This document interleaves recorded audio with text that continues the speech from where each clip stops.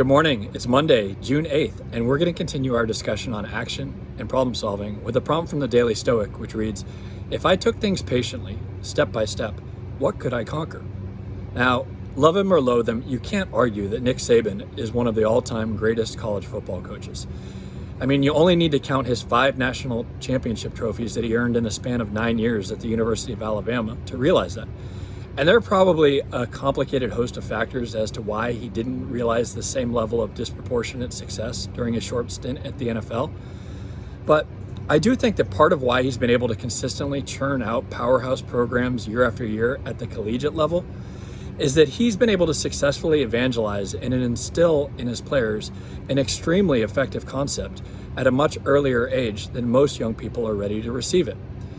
So if you follow college football or you're reading along in the Daily Stoic, you know that I'm referring to the process.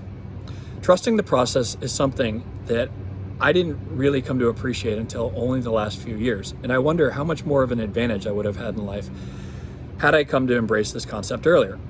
Saban seems to recognize this head start advantage, and through his indoctrination of his players at an early age, he's able to widen that gap in performance between Alabama and most other college football programs. The process is the idea behind ignoring the big picture and instead focusing on the smallest increments possible and doing them exceedingly well. It's about letting go of hope and fear, which reside in the future, and bringing our attention with steadfast commitment back to the present. For Saban, he doesn't want his players salivating over the prospect of a national championship trophy, but rather being concerned with executing the very next play to the best of their abilities, and then executing the very next play after that, and so on. He knows that longer-term success is more predicated on achieving a string of these micro successes, one after another. And just as it is on the football field, so too it is in life.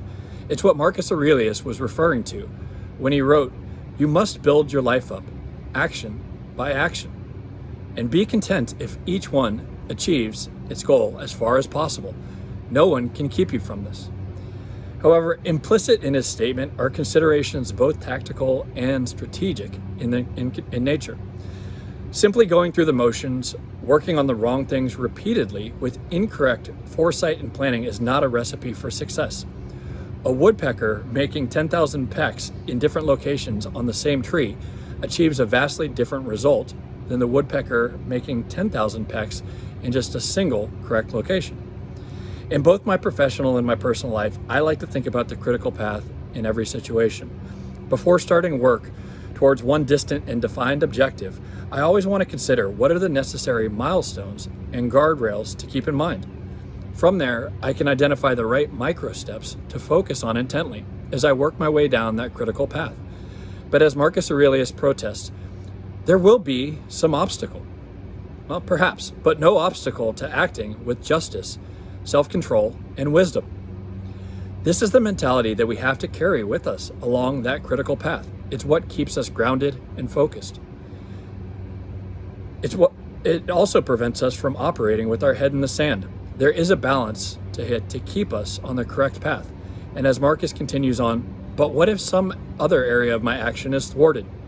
Well, gladly accept the obstacle for what it is and shift your attention to what is given. And another action will immediately take its place, one that better fits the life that you are building. So that's the secret behind the process. Identify the critical path, develop the micro steps, focus only on the present, maintain our patience, quickly respond to emerging obstacles. By trusting that process, more often than not, we'll surprise ourselves with not only how satisfied we were with the end result, but also how much we enjoyed ourselves for the ride along the way. Hope you found that useful, and have a great day. Bye.